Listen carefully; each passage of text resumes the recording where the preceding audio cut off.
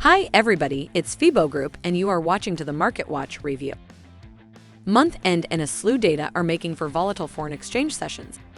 The Japanese, China, and Hong Kong equities declined, but other major markets rose. Stoxx 600 Europe is up 0.8%. This is the 8th increase in the last 10 sessions. The U.S. futures are stronger, and the S&P 500's nearly 7.6% advance coming into today would, if sustained by the market, be the largest monthly advance in a month since November 2020. Today's advancing major currencies are led by the yen and Swiss franc, but sterling and the Canadian and Australian dollar have lost their early gains. Today's gold price was almost $1,768. This is a $1.40 gain over last week. However, its gains are being trimmed and it trades near $1,757 before the U.S. Open. This week, September WTI fluctuated between gains and losses. Asian Pacific market. Today's Japanese data was mixed. Tokyo July CPI was stronger than expected. Although the unemployment rate was stable at 2.6% in June, the ratio of job to applicant edged up. China's lockdowns have caused a delay in industrial output. After a May collapse of 7.5%, Japan's industrial output rebounded in June. It grew 8.9% in June, more than twice the Bloomberg median projection.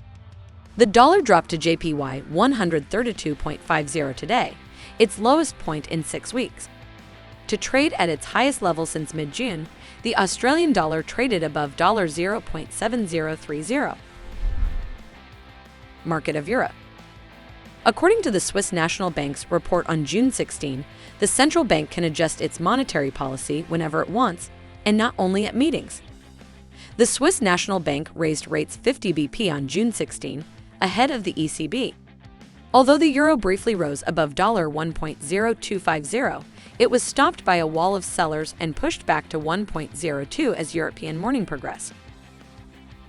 The EMU aggregate figures showed stronger than expected July inflation and better than expected second quarter growth.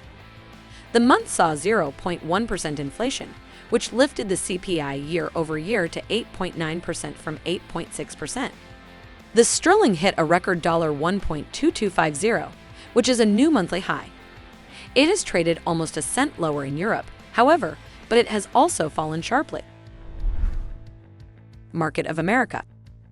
Fed funds futures have reduced the chance of a 75 BP increase in September to 25%, from 37% after the FOMC meeting.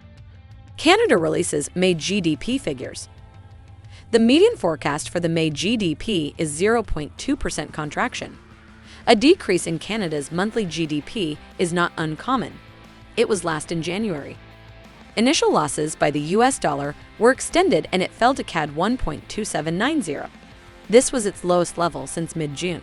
However, it rebounded to new session highs at 1.2835 in European morning. That's all for me. Closely monitor the news background and be prepared for all the surprises of the market.